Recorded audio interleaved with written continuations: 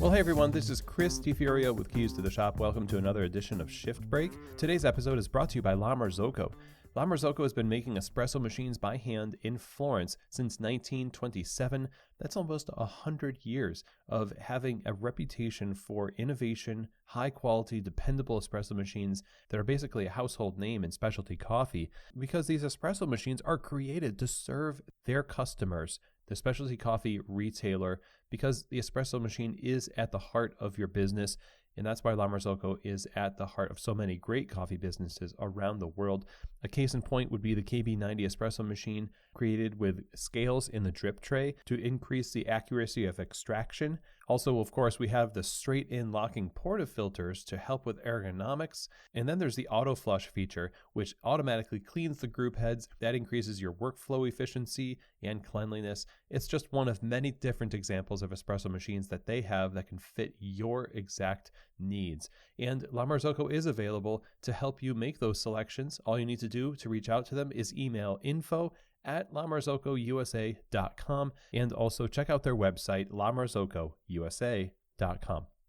Today's episode is also brought to you by Espressly. Espressly is creating custom branded mobile apps for specialty coffee retailers, and they are passionate about supporting independent coffee shop owners in their quest to offer something convenient to their customers, but also infused with the culture and the feel of your brand. A custom branded mobile app means you're more than just a dot on a map. It's a no-risk model with Espressly. There's no setup or development fees. You get a drive-through payment scanner, receipt and label printing capabilities. All of the data is stored in the app, and it integrates perfectly with some of the world's best payment processing systems. That includes Square. So this is a great opportunity if you've been thinking about getting into mobile apps to reach out and have them get started on your app today. Visit them over at espressly.co. That's espressly.co. Okay, everybody. Well, today I wanted to talk to you about sink or swim mentality in specialty coffee. This is really pervasive. It's part of something that I talk about during my talks at Coffee Fest.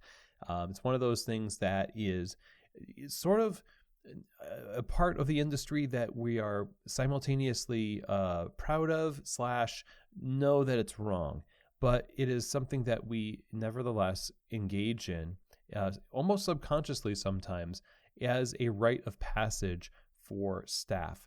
Now, there are hardships that happen on the bar. Working is hard.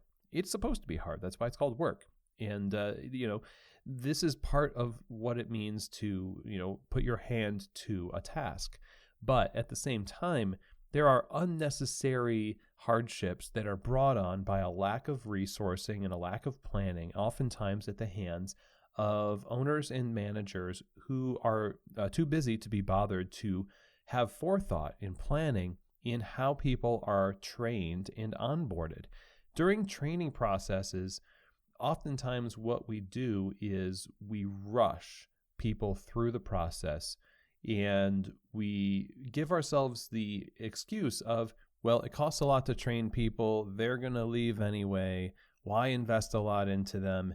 And so what we do end up doing is we go with the wish.com version of training, which is sink or swim, or prove what you're made of. And if you can hack it, if you can make it, if you can pull this out, then you deserve to be here. So there's this gauntlet, and it's not even really clearly defined, but it's kind of just in the air, this sink or swim idea that we're going to throw you on the bar, and if you thrive in that environment, then perfect. Now, I'll tell you, it's a rare person that can thrive in that environment. Really, what you're asking somebody to do is immediately start to distrust us, that we are even remotely interested in facilitating their success, because they see now nobody is here for me.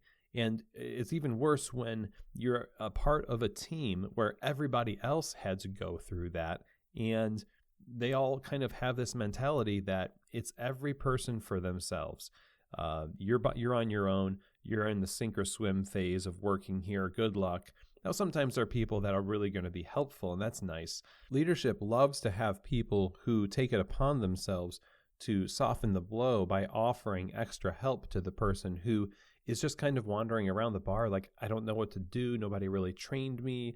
And that's when all of a sudden this person starts to get scheduled with all the new people, and oftentimes with no extra pay, by the way.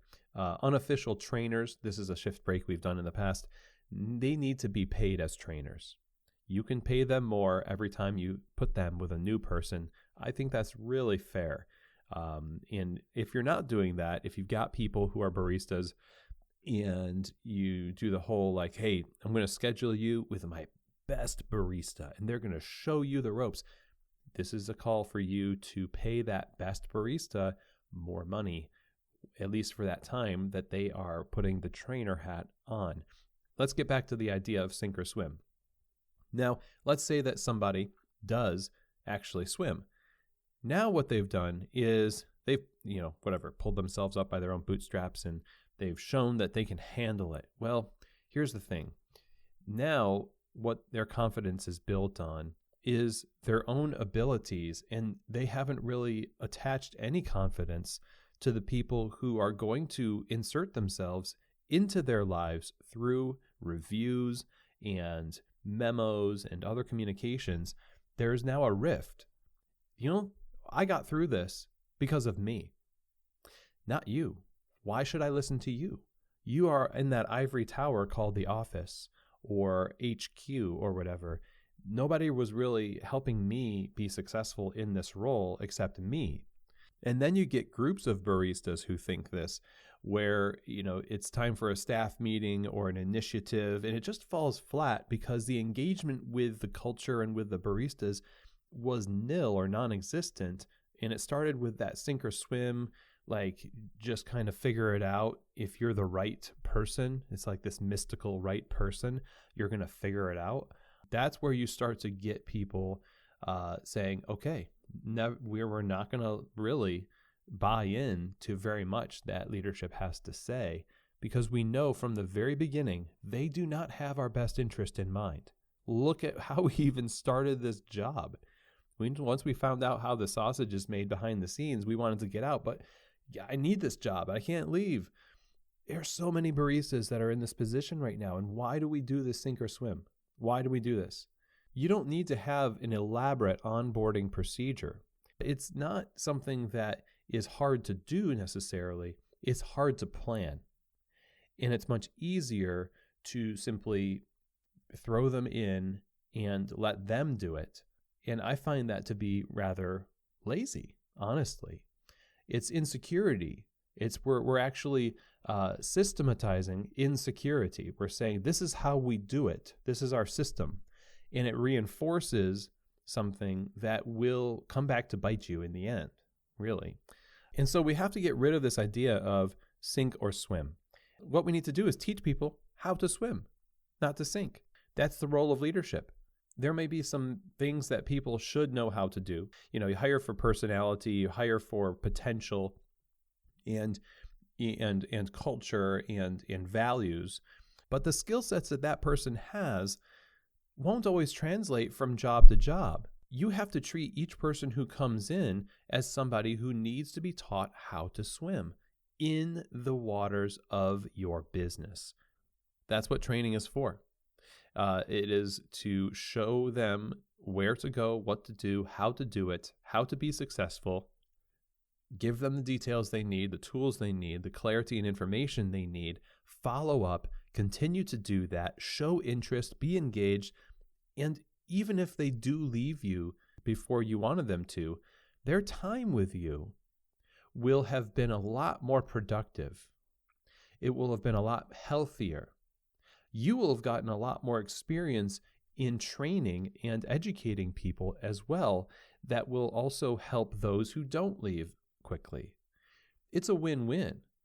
But if we give ourselves the out of just embracing this idea of sink or swim as a rite of passage, it again reinforces this kind of lazy mentality. And it also reinforces that you can't trust your manager. You can't trust them. They don't have your best interest in mind. And on this show, we're all about you being a facilitator of people's success, being an agent of clarity, being an agent of resourcing, This is the art of leadership in a cafe, and it's antithetical to the sink or swim idea. So I hope that this has been helpful. There'll be some links in the show notes on different training episodes and related episodes, and also shift breaks that I think you should listen to on the same track of thought as this. And thank you very much for tuning in. Follow Keys to the Shop on Instagram at Keys to the Shop, please. And also subscribe to the show and share these episodes with your social media followers, with your team, with your friends. Thanks so much, everybody. And I will see you here next week on another edition of Shift Break, from Keys to the Shop.